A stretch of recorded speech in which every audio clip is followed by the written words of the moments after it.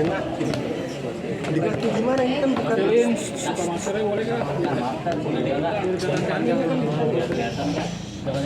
lagi flu, nanti kena flu semua nih. Saya yang jangan dong. Oke, sudah.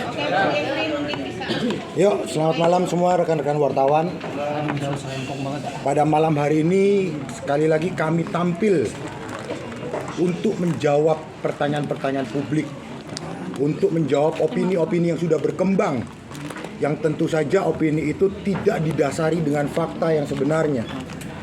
Begini, sebelum saya memasuki ke dalam satu masalah intinya, saya ingin menceritakan sedikit.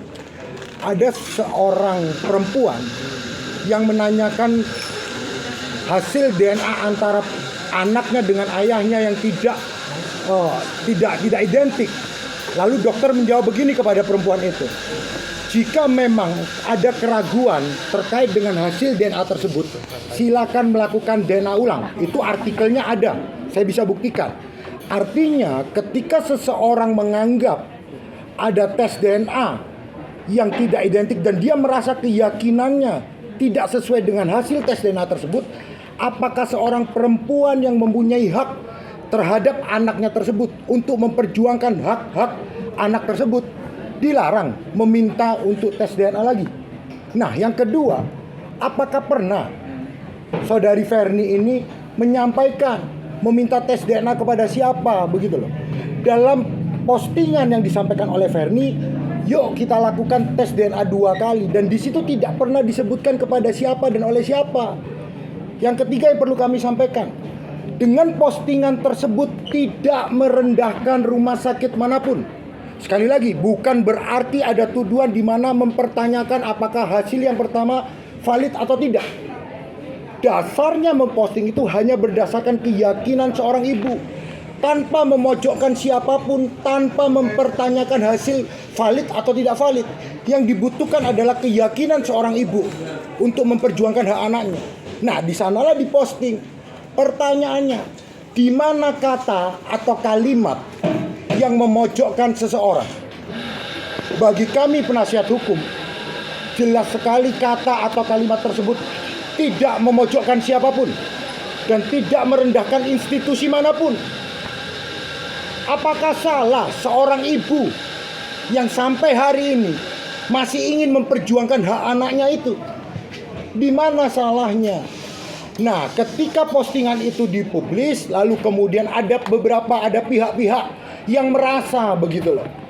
Nah, tetapi kan dalam postingan tersebut tidak disebutkan siapa. Maka bagi kami belum memenuhi dugaan tindak pidana penghinaan atau pencemaran nama baik. Itu poin utama. Sekali lagi kami ulangi, tidak ada dalam postingan tersebut memojokkan seseorang ataupun menuduh rumah sakit tertentu bahwa hasilnya tidak valid, ada sogok menyogok. Tidak pernah ada dalam postingan tersebut. Nah, asumsi yang berkembang seolah-olah berdasarkan postingan tersebut, lalu digiring tuh opininya, seolah-olah Ferni menuduh pihak-pihak tertentu.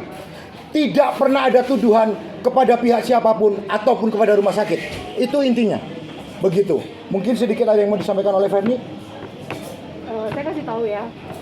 Kenapa saya sama sekali tidak suka dengan Densu di podcastnya tersebut, selalu mengungkit masalah.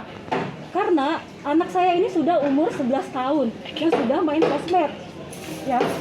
Dan sedangkan saya ibu yang susah payah membesarkan dia sambil kerja, sambil mengembalikan mental dia. Kalau misalnya itu terus-menerus diungkit, mau 20 tahun, 30 tahun, orang yang tadinya tidak tahu menjadi tahu, orang yang tadinya lupa menjadi ingat. Kalau misalnya netizen serangnya ke saya nggak apa-apa, tapi kalau bisa serangnya ke anak saya gimana? Gimana mental anak saya gitu? Dia seharusnya mikir itu. Ya, lalu berikutnya begini. Ada beberapa orang yang mengatakan kasihan kepada yang merasa menjadi korban begitu dalam postingan tersebut. Kasihan. Begini, kita orang dewasa tidak perlu dikasihani. Saya mau sampaikan, Ferni tidak perlu dikasihani juga. Yang perlu dikasihani adalah anaknya. Anak usia 11 tahun nih. Sampai hari ini Verni masih berjuang untuk membuktikan siapa sih ayahnya.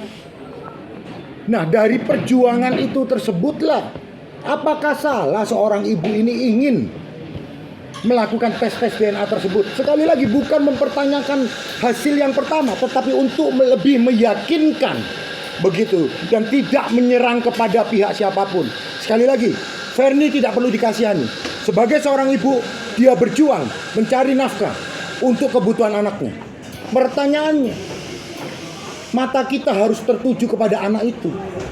Anak usia 11 tahun yang tidak punya salah, tidak punya dosa, harus tersangkut.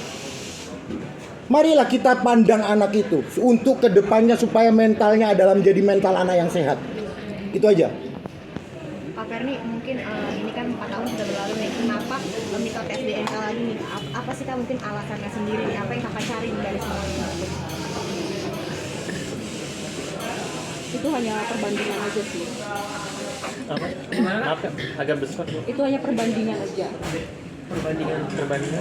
Tadi kan sudah saya sampaikan, keyakinan seorang ibu untuk memperkuat keyakinannya Verni. Apakah salah ketika seorang ibu masih ingin memperjuangkan hak anaknya dan ingin meminta melakukan tes DNA lagi? Apakah salah? Seperti yang tadi saya ceritakan, ketika ada seorang perempuan datang kepada seorang dokter dan dia mempertanyakan hasil DNA yang tidak cocok dengan ayah biologis dari anak itu, seorang istri ini menanyakan kepada dokter, "Dok, hasil DNA-nya kok seperti ini?"